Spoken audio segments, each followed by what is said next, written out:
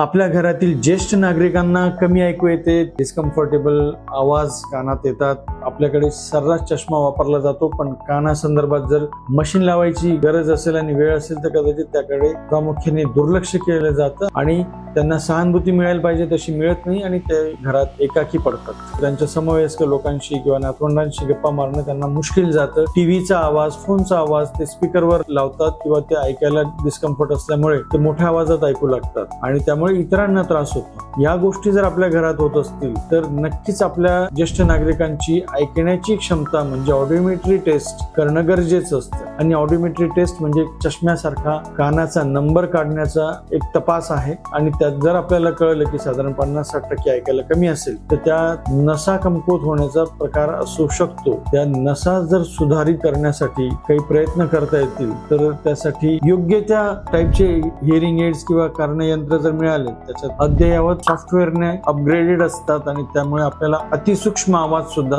छान ऐकायला मदत करतात. म्युझिक ऐकणं किंवा इतरांशी गप्पा मारणं या सगळ्या गोष्टी सोयीस्कर ठरू शकतात. हिअरिंग एड विषयी अजून काही शंका असतील ना तर नक्कीच आपल्या जवळच्या ऑडिओलॉजिस्टशी किंवा डॉक्टरांशी संपर्क साधून आपल्या कानाची ऐकण्याची तपासणी करून घ्यावी आणि मशीनीचा वापर करण्याची गरज असेल तर नक्कीच वापर करावा आणि आपलं आयुष्य, आपलं ऐकणं सोयीस्कर करून घ्यावं.